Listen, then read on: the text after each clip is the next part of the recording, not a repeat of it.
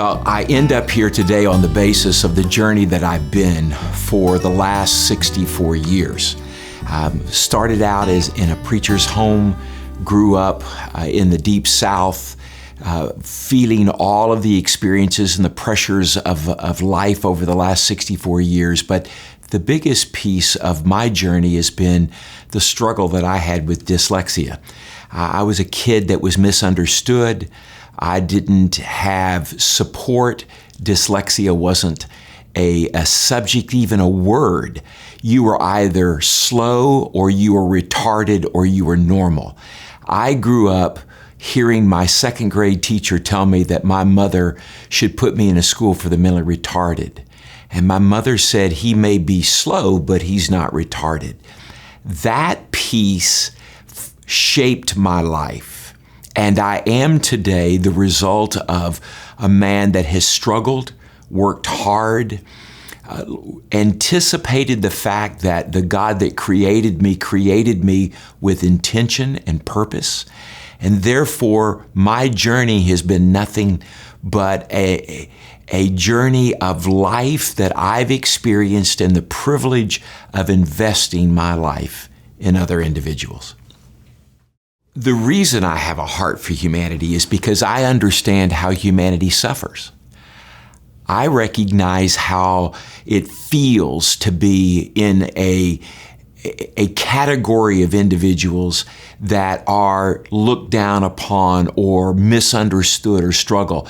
So my life has been one of looking at broken situations and asking the simple question, how can I take my life and my experiences and use it to help other people realize that they don't have to accept where they're at and they can achieve just as I've been able to achieve, because it's not what happens to you externally that really matters in life.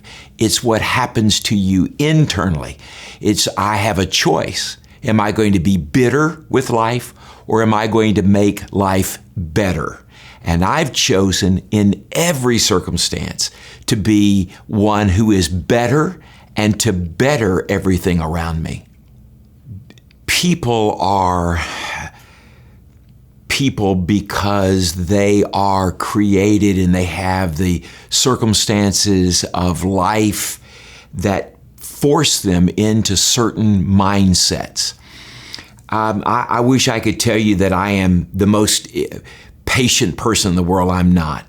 When one pulls themselves up by the proverbial saying, their bootstraps, there is the tendency to assume that everyone can do the same thing.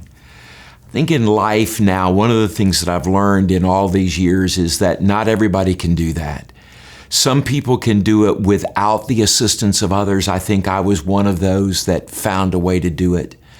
But there are others that need compassionate, understanding humanity, people, friends, that will give them more time to help them through the valleys so that they can get up a mountain and reach the pinnacle that they were intended for. So what I've discovered is that everybody's different.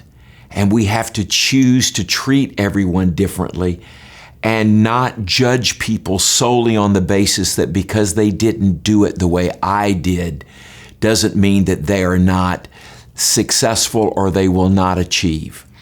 So patience has been a good friend through the years. And I've learned it the hard way, but it is the only thing we can do in humanity. And that is to understand that with God's grace and with time and with support, everybody should be given a chance to succeed. Well, I think my wife would look at me as a person that has sought to grow. She's probably seen me grow. She saw me in my early days when I wasn't very successful. The only person that I ever told, or persons, were my mom, my dad, my sister, my brother-in-law, my wife, until I was 32 years of age. Because I was ashamed. I thought people wouldn't accept me, love me, or understand me. So I was I honestly was embarrassed. And my wife was my great cheerleader, supporter. She believed in me before I believed in me. She was the one that challenged me. So I think my wife would say about me that he's a guy that's worked hard every day. He has utilized the gifts and the strengths to the best of his ability. And he really values life and the people around him. If the one thing I love more than anything is I love the people around me. I am blessed with an incredible family. I have a wife that has been my wife for 44 years, a daughter that's 40, 3 grandchildren, a mom and dad, sister and brother-in-law and family, close. And we've done life together, and we've loved each other unconditionally. And those are the things that I think my wife would say have made marriage worthwhile with me. And for sure, she's the best thing that happened. I married up when I married Cheryl. I achieved what I am today because of a caregiver. That caregiver was my mother.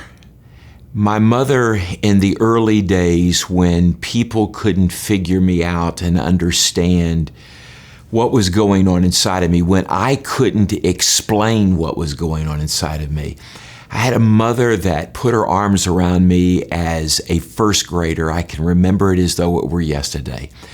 And she shared with me 2 simple phrases that have been my motivation all of my life. My mother said, "Son, I don't understand you, but I do know this. God doesn't make junk." And the second thing she said is, God has a wonderful plan for your life. Those 2 statements were reinforced that when you look at situations that may appear to be junky, hard, difficult, frustrating, to realize that God doesn't put us on this earth and wrap us with and surround us with people whose lives are broken or hurting or we're trying to give care or understanding to without 2 things happening. First of all, the caregiver themselves being challenged and strengthened in the process. And at the same time, what they offer to be the only source of hope and the lifeline to the person that is getting the care. I believe with my whole heart that our culture today has to have people that understand the value of taking the disenfranchised, the hurting, those that society or life has broken or sickness or disease has stressed, and surround them with individuals that will learn as a result of their experience, and yet at the same time be the reinforcement that that person needs as they journey through their difficulties. You see, life is intended to be a win-win, not a win-lose. And what we need to understand, it's about being, it's not about doing. We tend to focus all on our doing, but when I have something, my being is filled with character and integrity and trust and patience, then I want to use that as really my leverage to be able to live my life and influence people so that when it's all said and done, and I don't want to sound morbid, but if life goes on and I die and people stand at my casket and they look into my casket, I think about this often. What do I want them to think about me? What do I want them to say? Because we all say something. I want them to look into my face and my casket and say, George loved people and we knew it. George had time for me. George impacted me. I saw what it was really like to live because of George. And so I live my life wanting to make sure that that's the influence. And hopefully, whether I am a caregiver or whether I am just an influencer in a classroom or in society or in this community here in Orlando, I want people to know that when they met me, they met a person that truly cared about them and that understood what life was about. It's tough, but through toughness, we all grow stronger. And that is the challenge that I live daily, and I believe everyone can win through it and not lose. I have hope because of my Lord and Savior, Jesus Christ. I still have a caregiver, a mother that's 93 years of age who still loves me and cares for me every day. And I have love because I have a wife who has been the greatest companion and gift a man could ever have.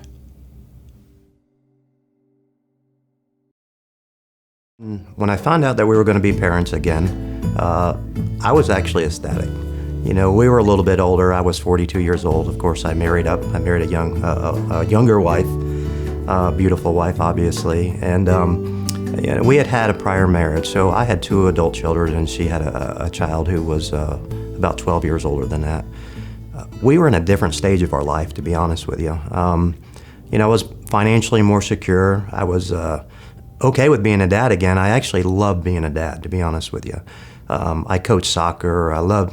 There's nothing more important to a guy than going to his son's football game or a soccer game, and enjoying those times in life between a father and his son are just so critical and so important. So I was looking forward to that because my son was an adult, and it's been a little bit of time since we had the opportunity to do that. So I was really excited. What did the excitement turn into when we found out our son was sick? You know, there's probably no other word to describe other than horror, to be honest with you.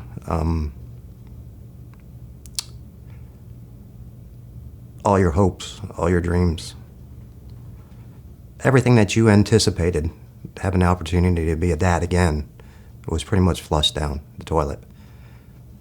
Like my wife, I became angry at God, not understanding why. For all practical, worldly reasons, we were the good guys.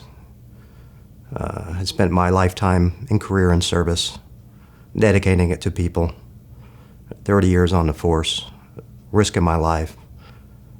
Now we're faced with a situation we didn't know why, we didn't know how, we didn't know what the reasons were, that our son just wasn't going to make it and other kids were going to. And it wasn't easy. For me, I've lived a life of a warrior my entire life. I spent years on the SWAT team. I spent years rising to the ranks at the sheriff's office, rising to the ranks of the high-risk incident commander. There wasn't a situation, there wasn't a drama, there wasn't something I couldn't handle. I've done it thousands of times, but I couldn't handle this. Did it seem fair? Did it seem that we're being treated equal like others in the eyes of God to me? No, it didn't. Those first several months that we got diagnosis, I turned into the fixer because that's what I do in my job. We embarked on a campaign to save our child's life, despite the fact that this has never happened in the history of these illnesses. We were going to save his life. Shelly retired from work to be his full-time caregiver. We took off to Duke University in search of a stem cell bone marrow transplant because I was under the belief that I could fix this situation. I've fixed every other situation that's ever come in my life. So it didn't seem fair. There was that time and that place when you compare yourself with other people and say, why me as opposed to others? Why do I spend my life in service and I'm struck with a terminal child? Yet the person who deals crack cocaine and doesn't even care or love their child has a perfectly healthy baby boy or girl. And the fact of the matter is that I had to get away from that turn. And I had to try to understand what God's plan was for our life. The Bible says that, even in our struggles, in our midst, that we're supposed to show joy, and sometimes that's hard to do. But I will tell you this, that through that struggle, we persevered. Through that perseverance, we built character in our life. We built our faith. And with that faith, we have hope. And our hope is that someday we're going to see our son. We believe that. Our hope also is that people who hear our story, especially during Christmas and during the holidays, are going to understand that they may be through something similar. They may think that they can't go on any further, they can't go on any longer, that life is at its end. Despite all the stuff that we've been through, it hasn't. We miss our son. I'd love to have him here with us, but we don't. But my wife is stronger. Our family is stronger. Our marriage is stronger. And we are stronger people because of the situation and because of what we went through. You know, I'm a lifelong martial artist, and I have a partial martial arts school on the side, and I teach children. Is it difficult to teach children? You know, one thing we've had to learn through this is that my wife and I grieve totally differently. And that's okay. There's nothing wrong with that. It's very difficult for her to come to the studio and watch our children and our kids kind of progress. It's not as difficult for me to do that. There are days and there are times I look at the little 7-year-olds that I have in my class who I just took to their first tournament, and there is no doubt, I'll tell you, that my son would have been that future champion, and I would have dedicated my time and my coaching and skills ability to him. There are some times that I feel like I can see through my coaching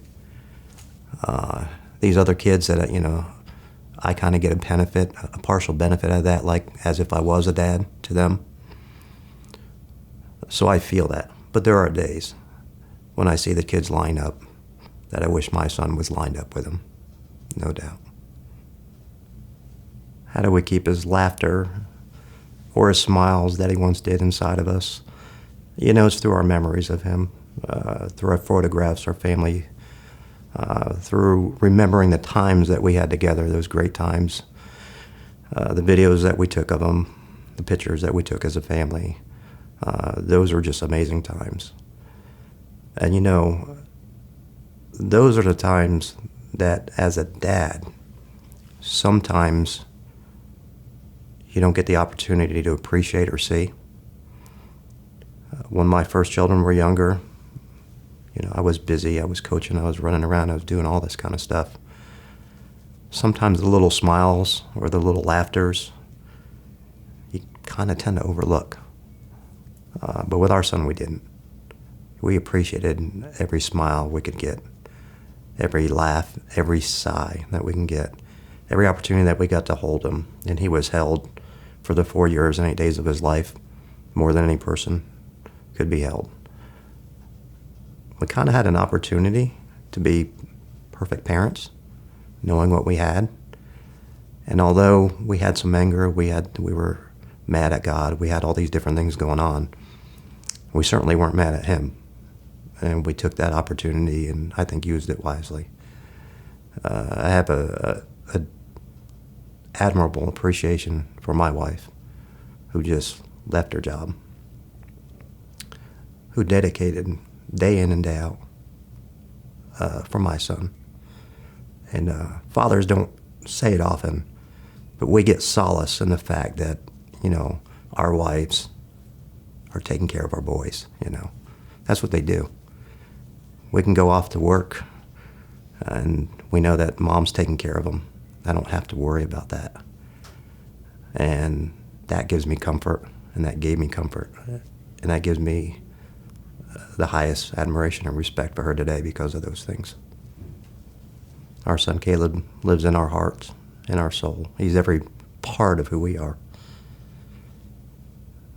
There are people today who stop for a second and know our story or hear our story and are better parents or better fathers or better brothers or better sisters because they took a minute to say, oh my God, what if that happened to me? We want people to hear our story. as hard and as difficult as it is, as a warrior who doesn't cry, I'll probably cry. I've had to get comfortable with that, more so in the last 3 years than I've done my entire life. But if his life, which means so much to us, can mean something to you guys out there, we're all better because of that. We love him and we miss him. The day that I confirmed pregnancy, I was 38 years old.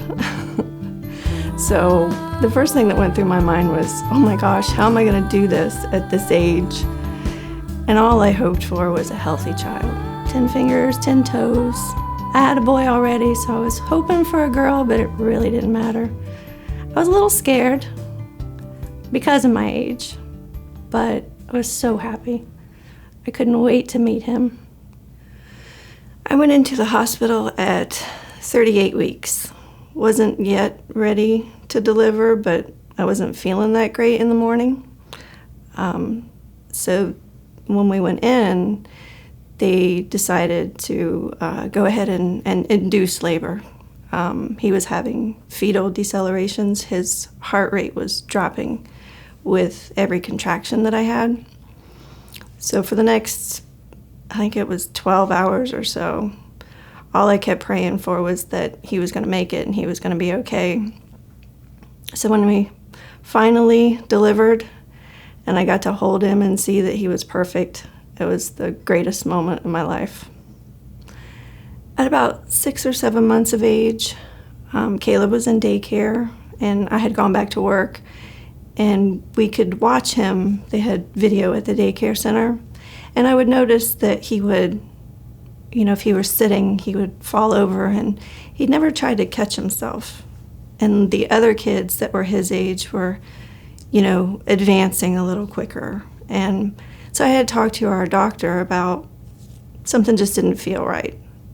And the doctor was convinced he was fine. He said, crawling is not a milestone. If he doesn't do that, it's not a big deal. And he had indicated that at his year checkup, if I still felt like things, weren't right, that he would then make a referral to a neurologist. So it's just kind of that, I don't know, mother's instinct, gut instinct that something just wasn't right. Well, Caleb is my second child. There are 12 years between the boys. So I was trying not to compare. I was trying not to make comparisons, plus it had been a while. And even though, everybody around me was telling me that I was just, I was being an overprotective mom, I was worrying too much. At that point, I really didn't care what it was. I just wanted to know, and I should say that it never crossed my mind that it might be something terminal. Autism is such a big thing that you hear about these days, and if that was what it was going to be, I was okay with that. I just wanted to know, if we were going to need to work a little harder, if he was going to struggle a little bit. I just wanted to be prepared for that. I had no idea, and it never even occurred to me that he might be terminally ill. It had taken us about 7 months when we finally convinced our pediatrician that we were sure something wasn't right. We had started with some blood tests in August of 2009, before his first birthday even. And it took us 7 months. Everything came back normal. We had no idea where to even go. They did way too many blood tests. And it was painful to watch. And our diagnosis came from a routine eye exam. And I remember the ophthalmologist didn't want to tell me.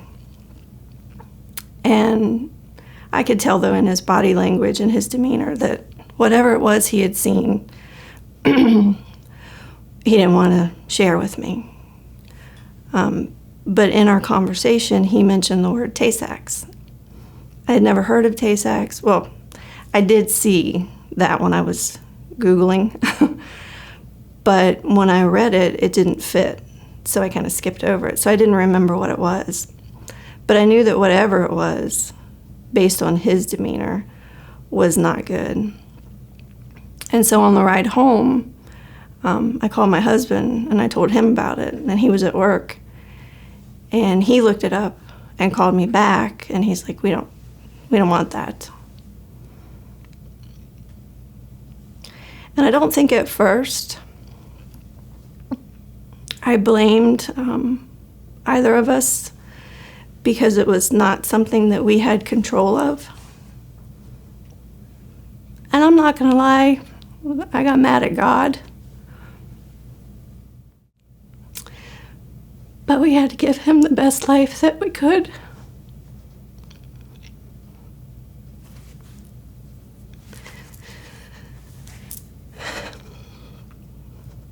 If that was going to be 2 years, then I would spend the next 8 months loving him.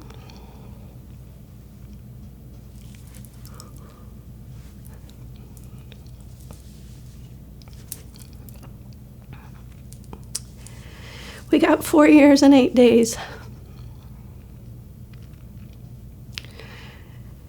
And I know that that little boy felt nothing but love his entire life. And for that, I'm grateful. Life today is a lot different than I had ever planned on my life being. It was hard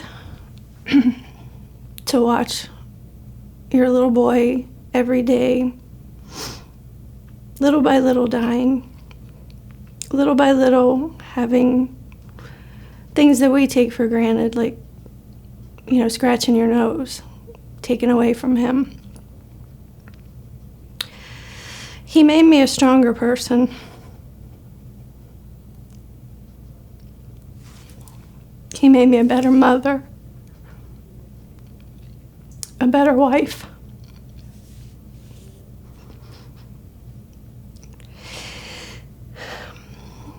He made me realize what's important in life.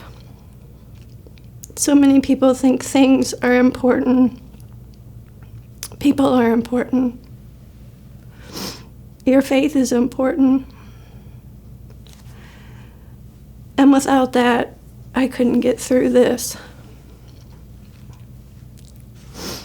But I live every day knowing that I'll see him again in God's time, when he's ready, and he'll be perfect and whole. And I'll get to see what I had hoped I would see here when we're together again in heaven.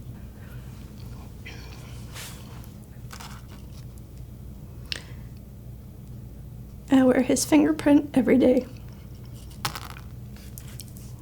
He's tattooed on my shoulder.